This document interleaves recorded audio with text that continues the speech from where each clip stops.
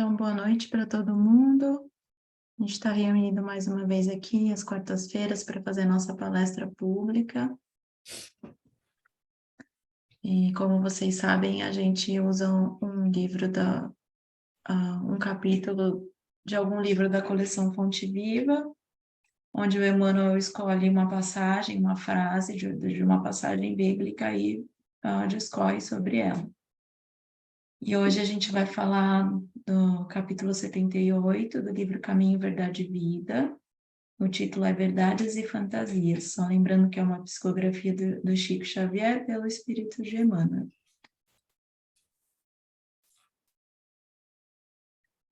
Queria lembrar vocês também que a gente vai receber o Simpósio Espírita, o 17º Simpósio Espírita aqui dos Estados Unidos, dia 30 de setembro. As inscrições já começaram, então você já pode se registrar, e a gente também vai ter atividade para as crianças, então mamães e papais também podem participar enquanto as crianças fazem atividade na sala do lado. Se vocês quiserem mais informações, tem no nosso Instagram, no Facebook também.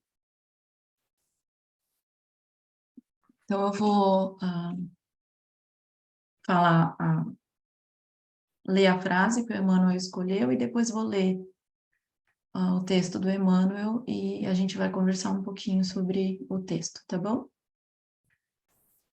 E essa frase foi dita pelo nosso mestre, nosso querido amigo Jesus, está lá em João, no capítulo 8, versículo 45. Então, Jesus diz: mas, porque vos digo a verdade, não me credes. E aí o Emmanuel começa, deixa eu só ajeitar um negocinho aqui. Aí. Verdades e fantasias. O mundo sempre distingue cuidadosamente os expositores de fantasias. É comum observar-se quase em toda parte a vitória dos homens palavrosos, que prometem milagres e maravilhas. Esses merecem das criaturas grande crédito. Basta encobrirem a enfermidade, a fraqueza, a ignorância ou o defeito dos homens para receberem acatamento. Não acontece o mesmo aos cultivadores da verdade, por mais simples que esta seja.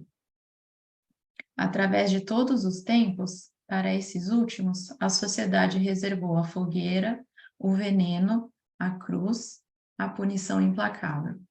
Tentando fugir à angustiosa situação espiritual que lhe é própria, inventou o homem a buena dicha, impondo, contudo, aos adivinhadores o disfarce dourado das realidades negras e duras.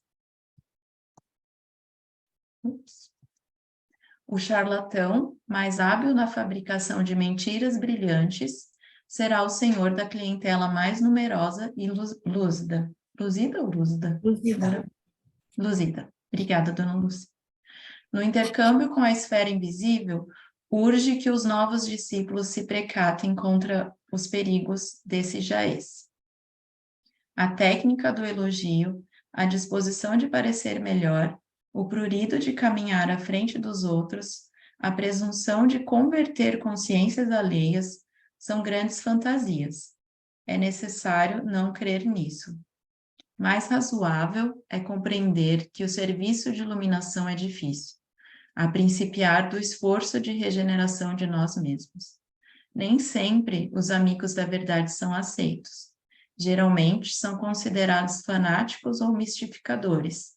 Mas, apesar de tudo, para nossa felicidade, faz-se preciso atender à verdade enquanto é tempo. Eu acho que o Emmanuel foi muito, muito direto nesse texto, né? Ele fala, eu acho que ele fala, para mim, ele fala bastante do intercâmbio, assim, espiritual. Eu vou tentar, além disso, trazer um pouquinho de exemplo, assim, do nosso dia a dia. E só para contextualizar essa passagem, né, quando Jesus nos fala, porque vos digo a verdade, não me credes, ele foi logo depois passagem da mulher adúltera. E aí ele estava no templo onde eles faziam as oferendas e os fariseus estavam tentando fazer com que Jesus caísse em contradição, porque eles queriam prender, queriam matar Jesus. Então eles estavam provocando Jesus, tentando fazer ele cair em contradição. E aí Jesus está falando da realidade do mundo de Deus, está falando que ele é o Filho enviado por Deus, está falando que o que ele faz, o que ele fala, ele aprendeu com o pai dele, que é Deus, e aí os fariseus estão dizendo que não, que ele é filho do diabo, e aí tá Deus, Jesus fala que não, que eles não estão escutando, e aí eles ficam tentando fazer Jesus cair em contradição, até que Jesus, acho que ele se cansa, e ele fala, eu estou dizendo a verdade para vocês e vocês não estão acreditando em mim. Ele fala até numa parte sobre a vida, que existe vida após a morte. Hoje em dia a gente compreende isso perfeitamente, mas quando ele fala que se eles o seguirem, né, se eles seguirem Jesus, eles não verão a morte, eles não conhecerão a morte. Porque a gente sabe que a morte só ocorre no corpo físico, ela não ocorre no nosso corpo espiritual. E aí, lendo essa primeira e essa segunda frase do Emmanuel, eu lembrei de dois exemplos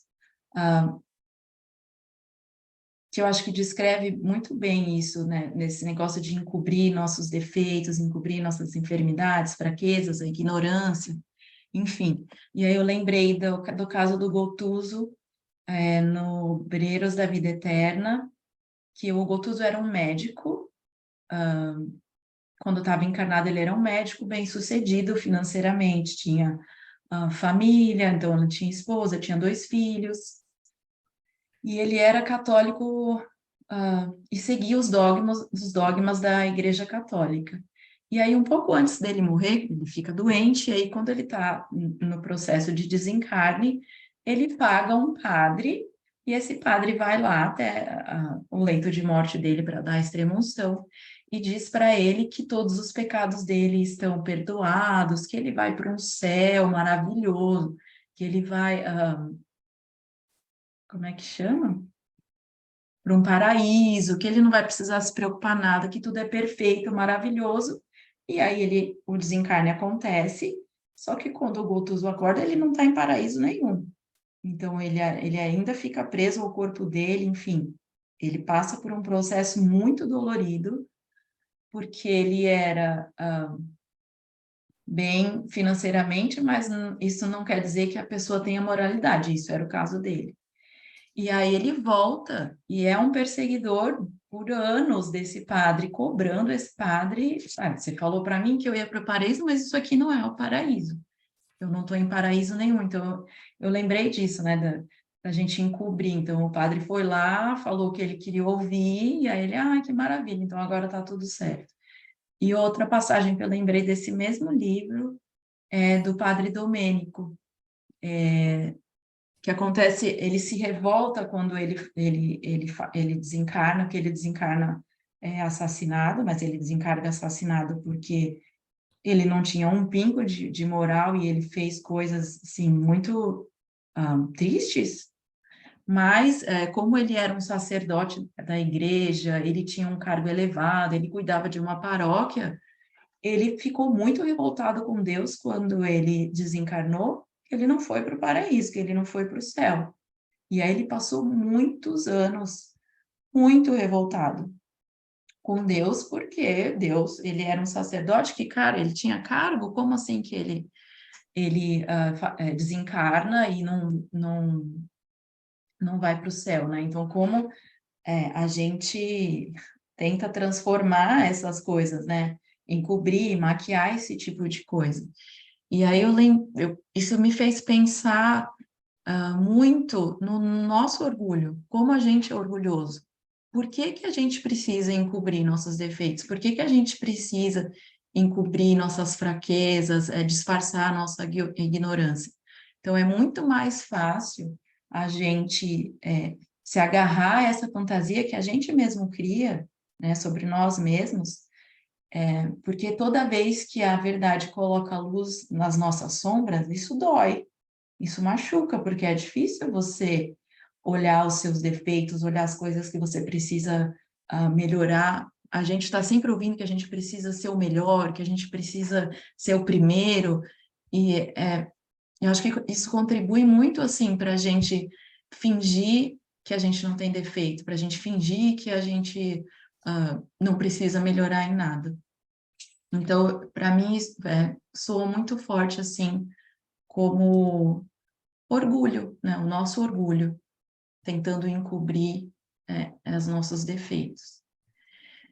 E aí Emmanuel fala dos cultivadores da verdade, né? Que a sociedade acaba com os cultivadores da verdade. Então, aqueles que falam a verdade são escrachados pela sociedade. E a gente tem muitos exemplos para dar. Então, a gente pode falar, por exemplo, de Jesus. Ele foi crucificado, né? Ele trouxe para a gente todo um ensinamento, toda uma mensagem sobre como é o mundo espiritual, né? A vida verdadeira, e a gente crucificou Jesus. O quanto ele não sofreu com isso, né? Ah, Fora da parte religiosa, a gente pode, por exemplo, pensar no Nicolau Copérnico, quando ele teve o livro dele proibido pela Santa Inquisição. Então, ele fez a descoberta, ele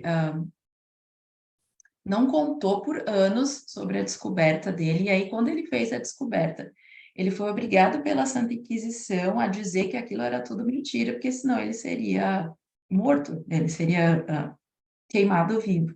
A gente pode falar do Allan Kardec, a gente sabe bem a história, lembrar do Alto da Fé, que foi quando aquele bispo queimou os livros do Allan Kardec, né, do Espiritismo em praça pública. A gente pode lembrar do próprio Chico, que era uma pessoa extremamente humilde, mas quanta piada, quanta coisa desagradável ele não escutou, e mesmo até da própria família, porque nem todos acreditavam nele, né? O próprio Divaldo, a gente conhece muitas histórias dele também. Então, eu acho que são exemplos que a gente pode trazer para lembrar disso, porque é uma verdade, né? Então, eles são cultivadores da verdade. E é o que a gente reserva para ele, o que o mundo reserva para ele não são coisas boas, são punições, né? Quem são eles para dizer isso?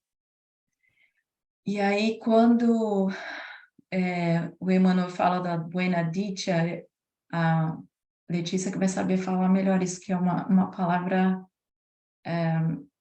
acho que espanhola, né, Letícia? Mas quando ele fala disso, buena dicha é o ocultismo, né? O negócio de você ler a sorte. Então, na minha cabeça, quando a gente faz isso, a gente está buscando uma resposta mais rápida, uma resposta mais fácil, ou para aquele problema, ou para uma coisa que a gente quer fazer. E aí é mais agradável para a gente, porque a gente joga a responsabilidade em cima das outras pessoas.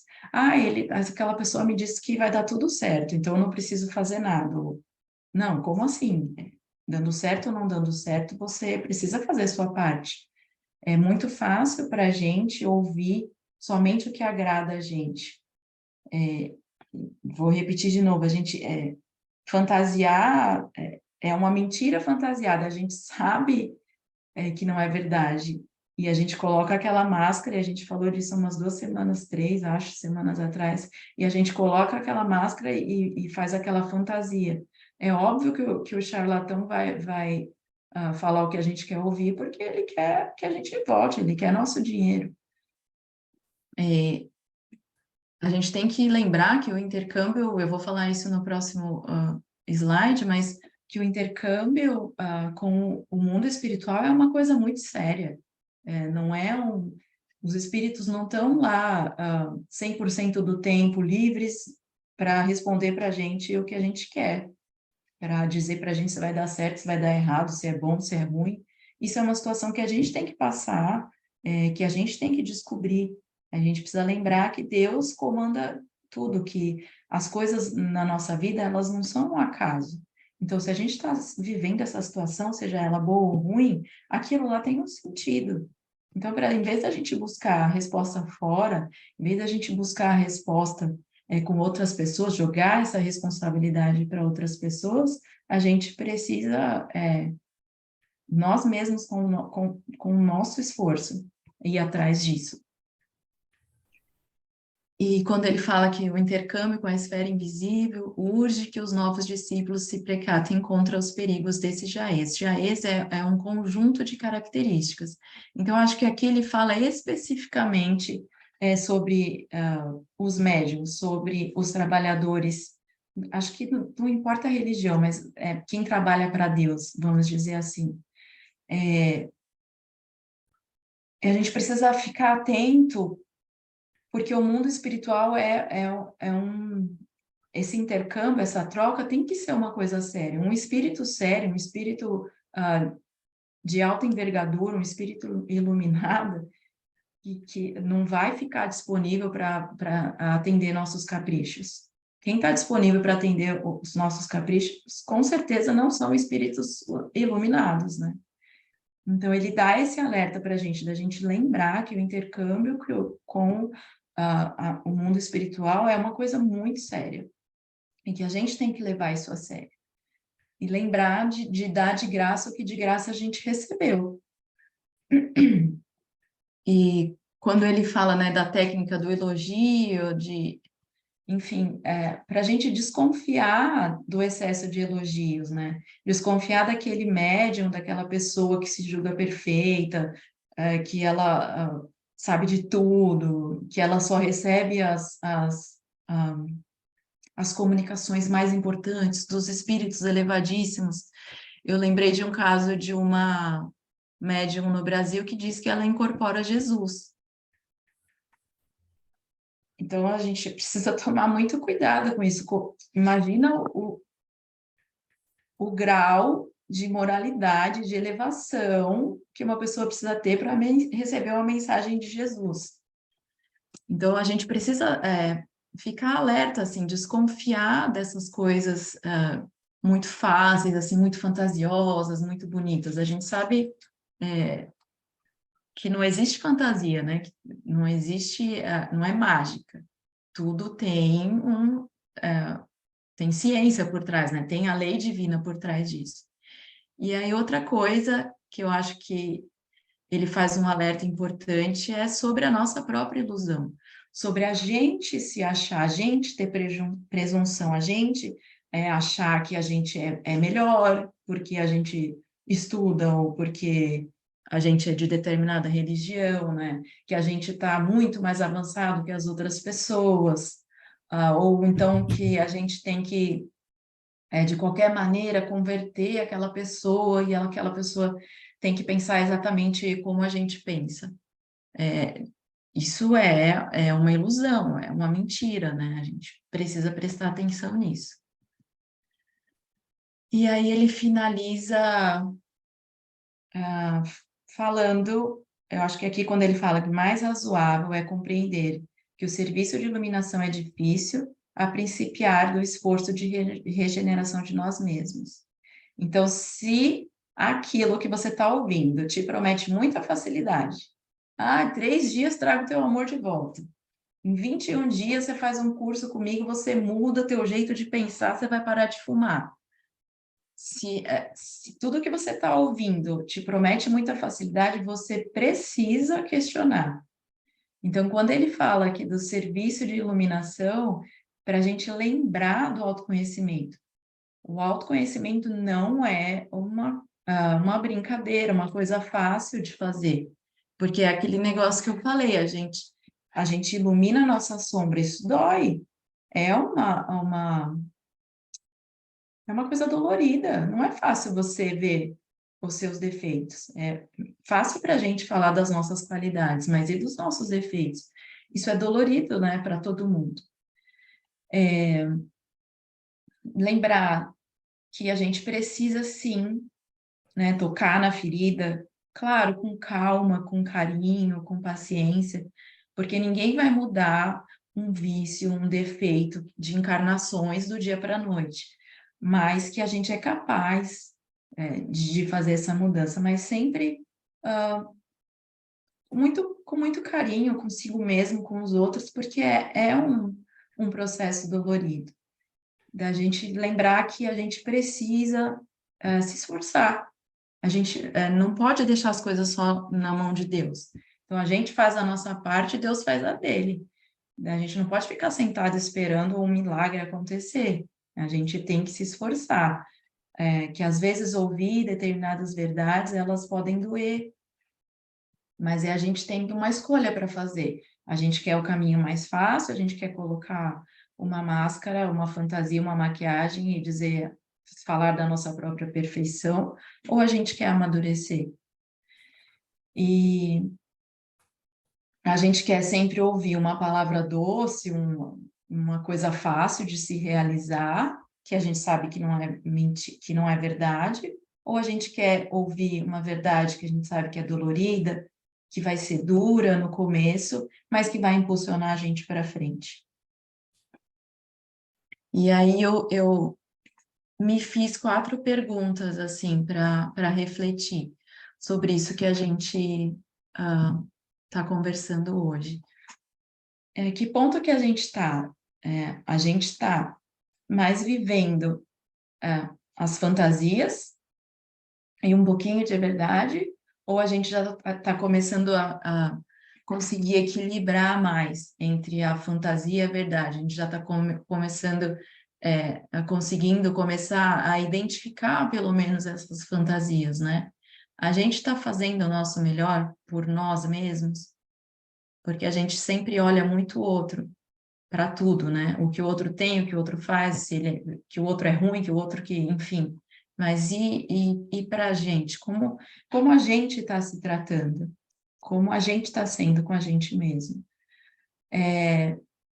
Outra coisa da gente ficar alerta para situações na nossa vida, para pessoas, para situações mesmo que prometem para a gente só facilidade sem esforço. Então, vem aqui uma vez por semana, tá tudo bem, que vai ficar tudo fácil. Não se preocupa, quando você desencarnar, todos os seus pecados serão perdoados.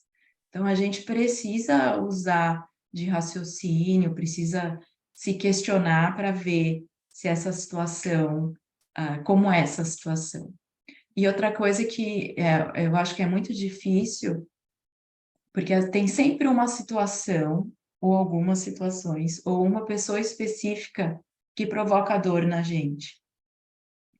Mas a gente precisa lembrar que, normalmente, essa dor que a pessoa provoca na gente, quando a gente olha para ela e critica alguma coisa, é